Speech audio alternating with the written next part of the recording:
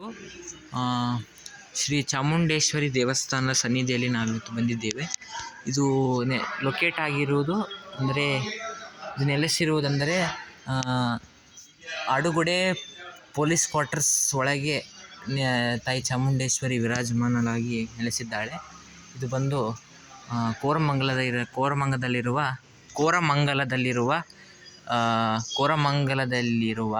ಆಡುಗೊಡೆ police quarters ಒಳಗೆ ಬಂದರೆ ಶ್ರೀ ಚಾಮುಂಡೇಶ್ವರಿ ಸನ್ನಿಧಾನ ನಿಮಗೆ ಸಿಗುತ್ತದೆ. ಇದು ಬಹಳ ಸ್ವರ್ಗದಂತಿದೆ.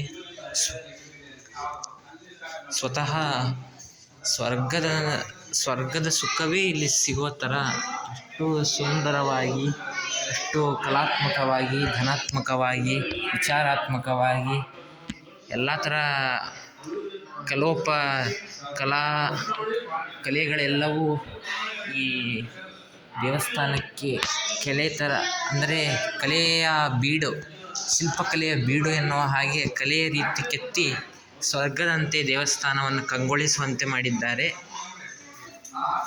ಇಲ್ಲಿ ಶ್ರೀ ಚಾಮುಂಡೇಶ್ವರಿ ದೇವಿ ನೆಲೆಸಿದ್ದಾಳೆ. ಶ್ರೀ ಚಾಮುಂಡೇಶ್ವರಿ ತಾಯಿ ನೆಲೆಸಿದ್ದಾಳೆ. ಇದು ಆಕೆಯ ಗರ್ಭಗುಡಿ ಎಲ್ಲ ತುಂಬ ಅಗಲವಾಗಿ, ತುಂಬ ಉದ್ದವಾಗಿ, ಅಗಲವಾಗಿ ಇದೆ.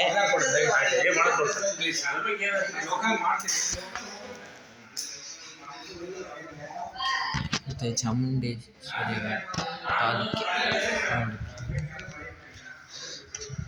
ತ್ರಿಶೂಲಾಂಬೆ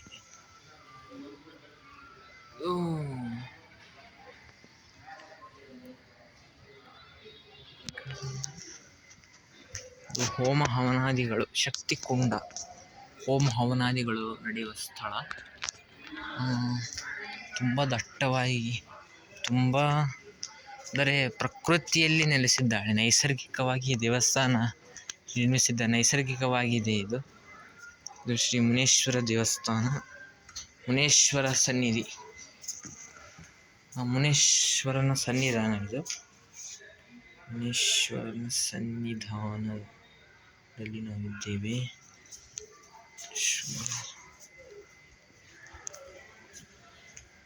ಮುನೇಶ್ವರನ ಸನ್ನಿಧಾನ.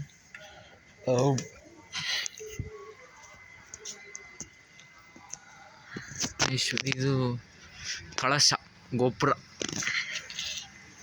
ಇದು ತಾಯಿ ಚಾಮುಂಡೇಶ್ವರಿ ದೇವಸ್ಥಾನದ ಕಳಶ ಗೋಪುರ.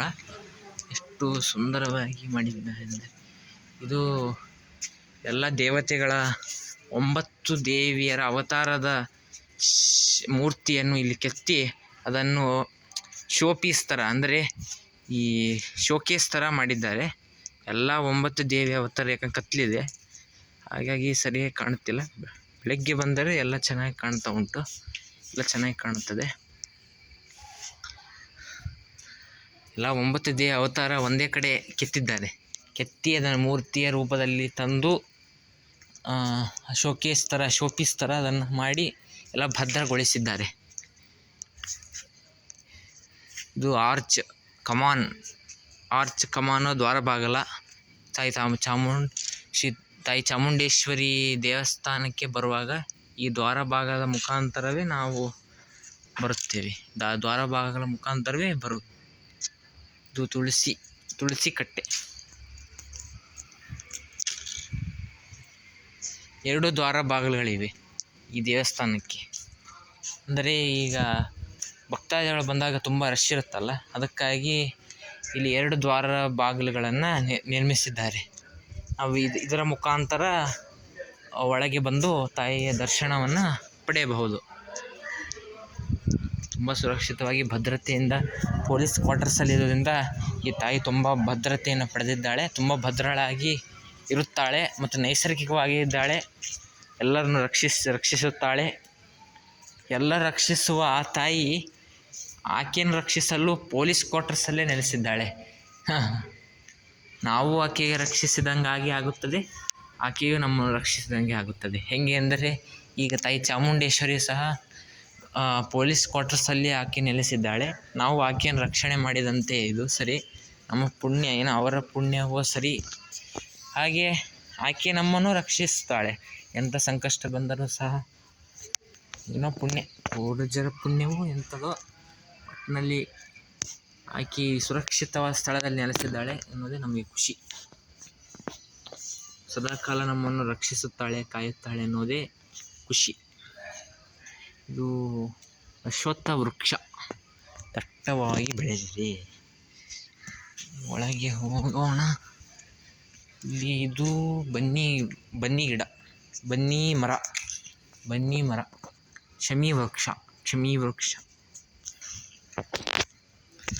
ವೃಕ್ಷ.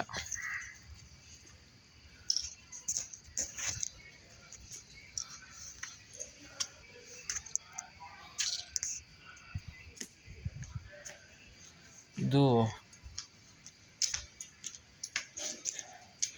ಎಲ್ಲ ನಾಗದೇವತೆಗಳು. ಇಲ್ಲಿ ಅಂದರೆ ಈ ನಾಗಪಂಚಮಿಯಲ್ಲಿ ಹಾಲು ತುಪ್ಪ ಹಾಕಿ ಅಭಿಷೇಕ ಮಾಡುತ್ತಾರೆ. ಅದಕ್ಕಾಗಿ ಇದು ನಿರ್ಮಿಸಿದ್ದಾರೆ. ಇಲ್ಲಿ ಎಲ್ಲ ಪಂಚ ನಾಗದೇವತೆಗಳು, ಪಂಚ ಅಂತ ಗೊತ್ತಿಲ್ಲ, ಎಲ್ಲ ಸರ್ವ ನಾಗದೇವತೆಗಳು ಇಲ್ಲಿ ಒಟ್ಟಿಗೆ ಪ್ರತಿಷ್ಠಾಪಿಸಲ್ಪಟ್ಟಿವೆ.